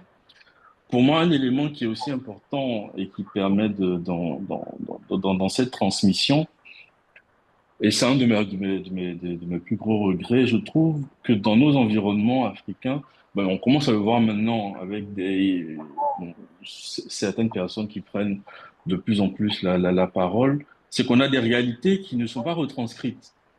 Et comme je dis toujours, le leadership dépend de la culture et cette culture, en fait, dépend de beaucoup de choses. Et c'est important de pouvoir transmettre, de pouvoir l'intégrer. Ça permet de pouvoir mieux apprécier certaines circonstances, certaines situations. Aussi, il est important, autant que faire se peut, de se mettre très tôt, je dirais, au service des autres. Et on l'apprend dans les engagements associatifs. Bon, si moi je prends un peu mon cas, je me suis très vite mis en fait au service des autres. Donc on commence en étant chef de classe au lycée. Ensuite, j'ai été vice-président de ma promotion. Ensuite, j'arrive à l'université. Je m'intéresse à, à la chose des étudiants, en particulier des étudiants africains. Donc, je me mets au service avec une association africaine à Orléans. Ensuite, de fil en aiguille, je me retrouve à représenter tous les étudiants de la ville d'Orléans au sein du conseil des études de la vie universitaire. Je traverse des éléments difficiles qui me forgent aussi dans mon approche et dans la gestion des conflits, puisque j'ai à gérer à ce moment-là, bon, tous ceux qui s'en souviennent encore, ce qu'on appelait le CPE, le contrat première embauche avec les universités bloquées et tout. On gère tous ces éléments-là. Ensuite, donc quand on travaille sur la maquette des diplômes pour le passage au LMD, je pilote tout cela et ça permet d'avoir à un moment donné ce recul par rapport aux situations et cette humilité aussi, puisque par moment tu te retrouves à devoir reprendre tes professeurs en conseil. Donc, ça demande aussi enfin, de ne pas forcément avoir la grosse tête, de savoir également comment prendre les différents sujets pour pouvoir avancer. Donc, je dirais, c'est vraiment, pour moi, autant que faire se peut et très tôt de se mettre vraiment au service des autres. C'est très formateur, ça permet de grandir et ça forme pour la suite et c'est très important dans une carrière professionnelle. Sachant qu'après, c'est vrai qu'elle a parlé on a parlé vraiment des compromis. C'est vrai que par moment, on peut avoir des tentations de prendre des raccourcis, mais d'expérience et de ce que j'ai pu observer jusqu'à présent, ça finit toujours par rattraper, en fait. C'est-à-dire, ce qui ressemble à un raccourci aujourd'hui, finalement, se retrouve sur un chemin plus long demain. Effectivement. On n'a pas vu le temps passer, il est 21h20. On a une dizaine de questions dans le chat. Oui, oui, oui, très, très, très riche. Merci beaucoup, Laetitia et Malik. Votre intervention respective et ensemble a suscité une dizaine de questions. Donc, je vais commencer. Je ne sais pas si vous préférez qu'on fonctionne par bloc, que je poste tout, qu'on fait du one-to-one. Comment vous voyez les choses? Je suis votre humble servante ce soir. Vu qu'on n'a pas vu les questions, il n'y a que toi qui peux Donc, répondre. on va faire par bloc de 3. Comme ça, on fait bloc par bloc de 3. Il y a à Il y peu en a près... qui se rejoignent parmi les questions. Ça Comment? permettrait. Est-ce qu'il y a des questions qui sont similaires, qui se rejoignent?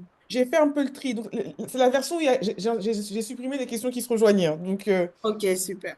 voilà. Alors, donc, première question, elle nous vient de Annie Oussou. Avez-vous déjà été dans des situations où vous avez été contraint de taire votre croyance religieuse? Question. Euh, Moi, je dirais, j'ai pas terre. Je peux, enfin, si quelqu'un me demandait, je devais le dire, mais enfin, vous savez, des pays comme le Canada, c'est un pays très laïque, hyper méga laïque. Je ne sais pas comment je peux dire ça, le qualifier. Donc, on n'avait pas vraiment, il n'était pas recommandé d'afficher ses croyances, surtout dans le milieu professionnel. C'est-à-dire d'avoir un truc de prière au travail, et c'était pas nécessairement bien vu. Par contre, comme je dis, moi j'ai beaucoup de mes collègues qui se sont convertis au christianisme et qui sont devenus des chrétiens pratiquants parce qu'elles voulaient comprendre en fait pourquoi est-ce que je n'étais jamais stressée, pourquoi est-ce que dans les situations qui pourraient paraître les plus catastrophiques, j'étais hyper zen parce que je me suis toujours dit, il n'y a rien qui peut me tuer quoi. Moi, enfin, je dis par la grâce de Dieu, je ne souffre pas d'hypertension, je suis dans un boulot, j'ai une position qui a énormément de stress, comme je dis, il y a de très gros enjeux, de gros sous et tout, mais je ne suis pas quelqu'un de stressé de nature. Donc, c'est. Non, très honnêtement, j'ai jamais été confrontée, à part de quelques missions que j'ai faites en Arabie Saoudite. Mais bon, là, voilà, c'est temporaire. Mais très honnêtement, je n'ai pas été confrontée à des situations où j'étais obligée de renier ou de ne pas parler de ma foi. Bon. Malik, si vous voulez réagir.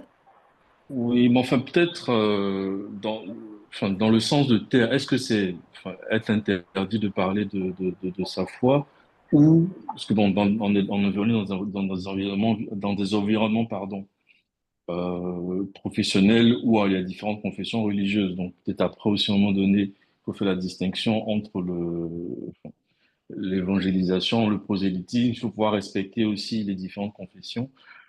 Donc après, pour moi, au-delà bon, en tout cas, j'ai pas été confronté au fait de ne pas en parler, mais moi, un élément qui pour moi est important, c'est de pouvoir, au-delà d'en parler, de pouvoir en vivre. Donc, c'est-à-dire qu'il faut, sans même que vous ayez forcément besoin de parler, que l'on ressente, que vous vivez en fait vos valeurs vos valeurs, enfin, vos valeurs chrétiennes, si ce sont les vôtres, vos valeurs spirituelles. Donc, pas forcément besoin de l'afficher. Ma plus grande, je dirais, pour moi, ce qui constitue pour moi un élément clé, c'est que on puisse pouvoir le deviner ou le 10 qui veut dire que je vis vraiment mes valeurs chrétiennes jusqu'au bout.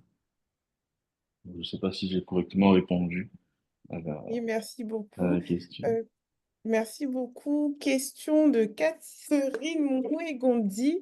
Rester fidèle à soi-même, mais comment s'y prendre lorsque notre altruisme, pardon, prend le dessus?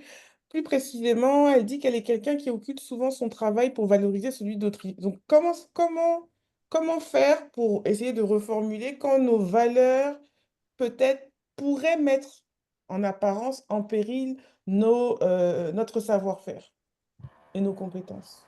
Attends, Euh, elle s'appelle comment la dame? Catherine Moué-Gonzi. Catherine, ça, c'est pas des valeurs, hein, ma chérie. Non, non, non. Tu sais, en fait, en entreprise, il faut savoir que l'entreprise, ça reste un milieu un peu politique. Tu peux mettre en valeur les autres, mais tu ne dois pas t'effacer. Ce qui n'est pas vu et su est censé ne pas exister. Donc, c'est important quand tu travailles dans une entreprise de faire connaître tes succès et de faire connaître ce que tu sais faire. Alors, c'est de la fausse humilité. Moi, excuse-moi hein, si ça choque si je dis ça, mais c'est de la fausse humilité. Moi, j'appelle ça de la modestie. Et pour moi, la modestie, non, ce n'est pas une valeur qu'on doit développer. Excusez-moi. Ça, je choque chaque fois que je dis ça. La modestie, justement, c'est lorsqu'on te dit, ah, t'es super. Parce que les gens confondent modestie et humilité. La modestie, c'est quand on te dit, ah, t'es trop bonne, t'es trop intelligente, et puis je fais, non, je ne suis pas bonne. Non, t'es bonne. Je suis intelligente, je suis bonne, je suis la meilleure. Ça, c'est pas de l'humilité.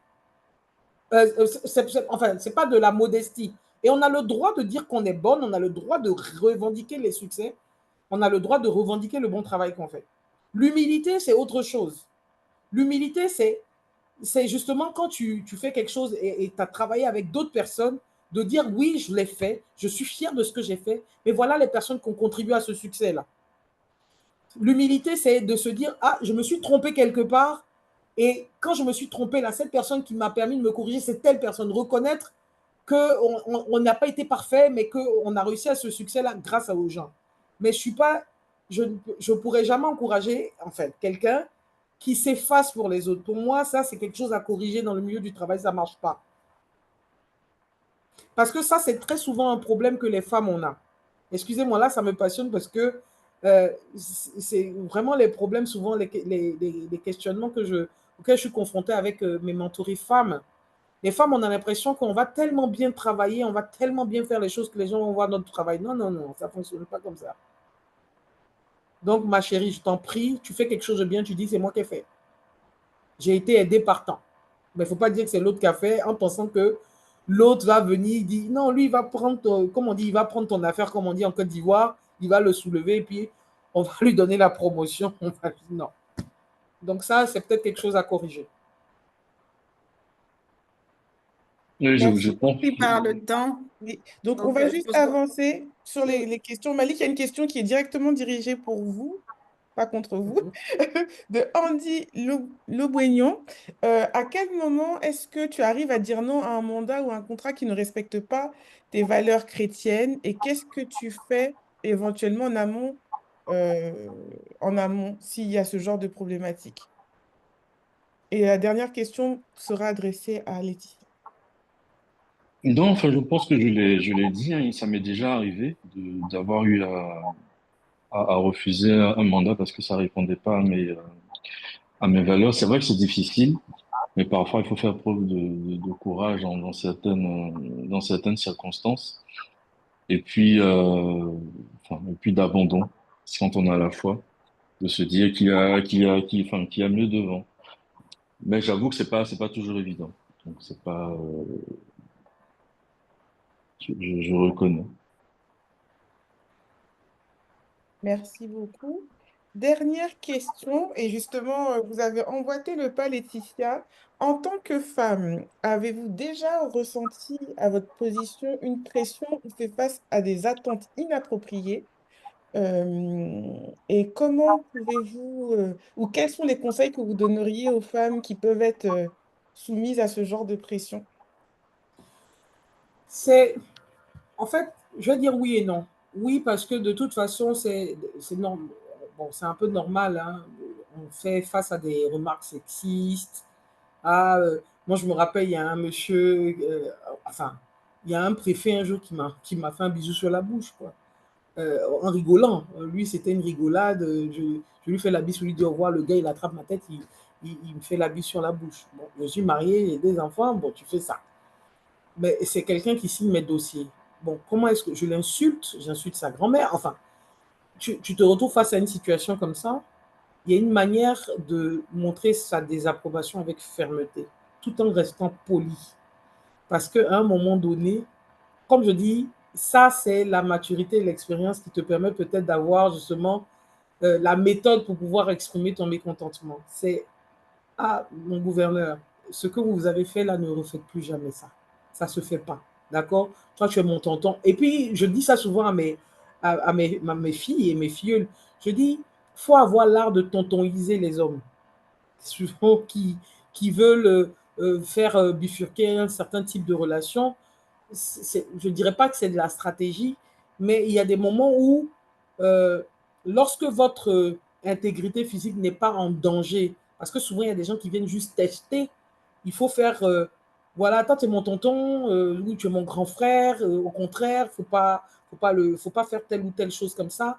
Il y a une fermeté, il y a une manière de s'exprimer avec fermeté qui permet à la personne de se rendre compte que là, tu n'es pas en train de plaisanter et qu'il y a une limite à ne pas franchir. Ça, c'est clair et net. Maintenant, en même temps, je veux dire, il y a cette posture-là. Comme moi, je sais comment, je connais mon self-esteem. Et je sais quand j'arrive quelque part, euh, avant de me faire une petite remarque d'une certaine manière, les gars vont réfléchir à deux fois. Parce que j'ai une posture, je sais que j'inspire quand même une certaine confiance en moi. Donc, il y a ce que tu dégages aussi qui naturellement va repousser, ou en tout cas va montrer aux gens qu'il y a une limite à ne pas franchir. Donc, ce que je peux dire en conclusion, c'est il faut avoir de la fermeté tout en étant quand même stratège. Moi, c'est vraiment un conseil. Ça peut être controversé, c'est discutable. Et puis, je suis ouverte à la discussion sur un autre sujet un jour, s'il y a un débat. J'aimerais aussi entendre. Mais pour moi, dans le milieu professionnel, il y a des moments où justement, il faut user de stratégie. La personne te le dit, la manière avec laquelle, imagine, le président de la République vient te parler d'une certaine manière. Mais tu vas t'exiler. Donc, il y a une manière avec laquelle tu vas gérer les choses tout en conservant ton intégrité et tes valeurs. Comme je dis, le plus important, c'est de conserver ses valeurs et son intégrité physique. Voilà. Peut-être que ma réponse n'a pas été très... J'espère que ça a été quand même assez truc, mais je pense que Aurélie et la gang vont créer un genre de débat, comme ça on pourra échanger et puis recueillir aussi s'enrichir des autres. Avec Voilà, merci. plaisir. Merci beaucoup. Et puis, on note pour le débat, vous êtes vraiment dans la vision. On note pour le débat. Beyond, est-ce que vous avez des oreilles? Merci. Alors, je vais me soustraire à enfin non, je vais me soustraire d'ailleurs. Oui, je voulais fuir, mais non. Je vais devoir je vais devoir résumer ce riche Oui, et résumé. vaste, Difficile exercice, hein? difficile exercice de résumé. Là, j'ai la pression, là, vraiment, vraiment que le Saint-Esprit m'éclaire. Donc, Amen. voilà. Donc, on reprend le thème, les principes et les valeurs à l'épreuve du feu, l'art de rester fidèle à soi. Alors, nous avons eu la grâce, la faveur d'avoir deux intervenants exceptionnels qui ont essayé autant que faire se peut de traiter de manière pragmatique et pertinente sur cette thématique complexe et vaste, tout ceci orchestré par la douce et mielleuse Aurélie. Alors, pour que le feu ne nous brûle pas, mais qu'il nous polisse, il faut, plus que du savoir-faire, avoir et bâtir un savoir-être sur ces valeurs, valeurs qui sont tributaires de ce que l'on est, de ce en quoi on croit, mais aussi de l'environnement dans lequel on vit. Plus qu'un outil, les valeurs sont une boussole qui nous guide, mais une étoile, quand on les met à profit, qui guide d'autres. Et la foi dans tout ça, elle est le fondement de toutes nos actions. Elle permet d'être et de raviver notre intimité profonde avec le Seigneur, qui nous guide et nous permet de pouvoir évoluer en eau profonde pour ne pas dire troupe, croire fermement pour croître assurément et faire croître tout un chacun, sans oublier de mettre les choses et les gens à leur juste place, veiller à sa propre assiette, quel que soit le contexte, surtout dans nos contextes africains, tonton Isé ou maman Isé les uns et les autres, permettre d'être respecté, respectueux et de se faire respecter, garder ses valeurs comme on veille sur sa parole ou sur son cœur. C'est mon résumé de la conférence de ce soir. Magnifique, magnifique. Je pense qu'on a passé vraiment un très, très, très bon moment. Je remercie nos panélistes. Merci à Laetitia, merci à Malik pour leur authenticité. On a eu des exemples, c'était magnifique. Et avoir les commentaires, les pouces dans le chat, je pense que nos auditeurs aussi sont contents de ce moment. Merci encore pour votre disponibilité. Merci à tous pour votre présence. Rendez-vous le mois prochain pour un autre thème avec d'autres invités, toujours au même endroit. Je vous souhaite Excusez-moi, je pense que Malik, je vais laisser l'homme parler cette fois. Malik, je pense que tu devrais bénir ces dames-là. Et vraiment, moi, je veux vous applaudir pour ce que vous faites. C'est magnifique. Merci beaucoup d'être à l'écoute de votre Seigneur parce que ce que vous êtes en train de faire, vous êtes en train de briser certaines chaînes. Je pense qu'il y a beaucoup de choses à faire chez les professionnels du royaume.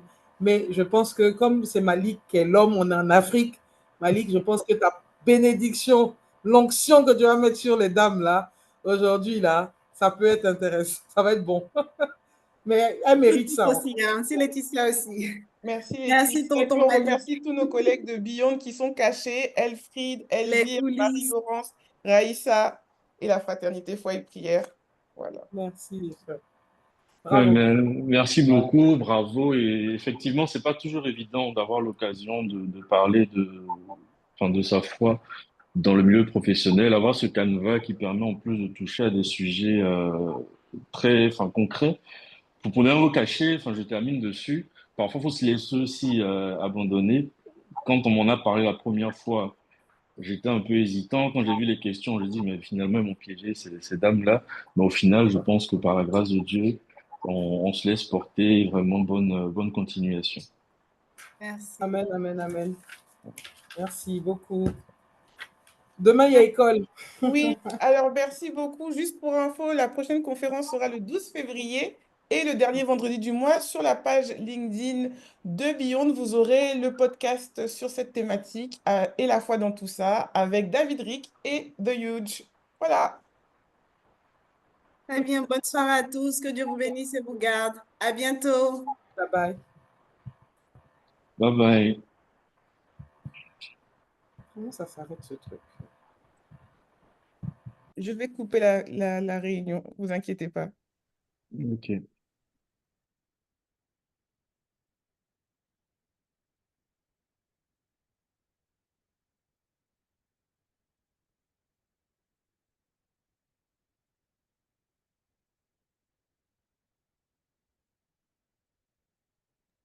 Aurélie, je crois que c'est toi qui peux qui peux mettre fin à la réunion.